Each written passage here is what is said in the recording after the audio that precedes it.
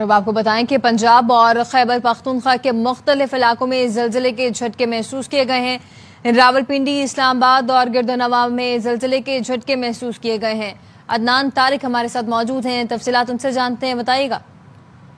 جی بالکل، پشاور شہر اور مضافات میں شدید نوعیت کے وہ زلزلے کے جھٹکے محسوس کیے گئے۔ نہ صرف پشاور مضافات بلکہ خیبر پختونخوا کے بیشتر اضلاع میں اب سے کچھ ہی دیر پہلے وہ شدید نوعیت کے زلزلے کے جھٹکے محسوس کیے گئے۔ پشاور، مالاکنڈ، سوات، چترال، اس کے ساتھ ثوابی، مردان، ہنگو، ڈی خان، ٹانگ اور مانسیرا کے مختلف اضلاع میں شدید نوعیت کے زلزلے کے جھٹکے محسوس کیے گئے۔ زلزلے کے جھٹکوں کے ساتھ ہی شہری کلمہ طیبہ کا ورد کرتے ہوئے گھروں سے باہر نکل آئے، محلوں میں نکل آئے ہیں۔ شدید نوعیت کے یہ زلزلے تھے۔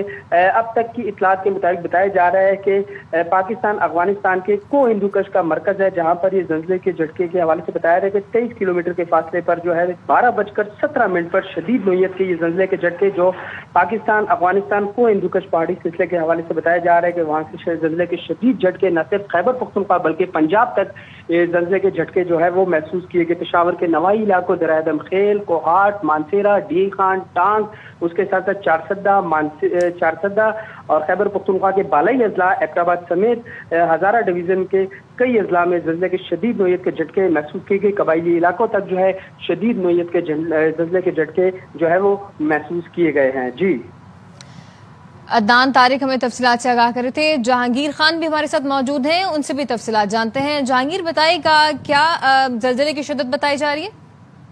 جی، ابھی تک ابتدائی طور پر زلزلہ پیما مرکز کی جانب سے تفصیلات جاری نہیں کی گئی ہیں، تاہم زلزلے کے جھٹکے تھے وہ انتہائی شدید نوعیت کے تھے۔ پنجاب اور خیبر پختونخوا کے مختلف علاقوں میں یہ جھٹکے محسوس کیے گئے ہیں۔ پنجاب کے جن شہروں میں زلزلے کے جھٹکے محسوس کیے گئے ان میں میاں والی، منڈی بہاؤدین، گجرات، گوجرانوالا، جیلم اور اس کے ساتھ ساتھ راولپنڈی، اسلام آباد، اٹک، جیلم، چکوال اور مری کے علاقوں میں بھی زلزلے کے شدید جھٹکے محسوس کیے گئے۔ زلزلے کے جھٹکوں کا دورانیہ تھا وہ 20 سے 25 سیکنڈ پر محیط تھا۔ ابتدا کے جھٹکے تھے وہ انتہائی شدید نوعیت کے تھے، جس کے باعث شہری خوف و ہراس کا شکار ہو کر اپنے گھروں سے باہر نکل آئے اور کلمہ طیبہ اور ذکر اذکار کا ورد کرتے رہے۔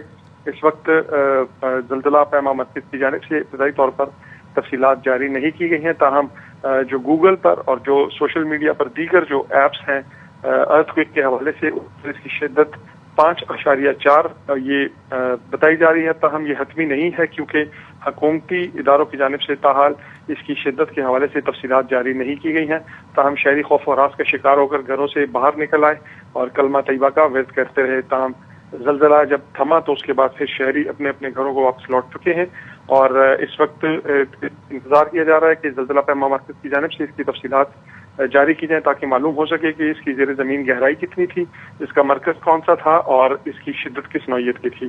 جی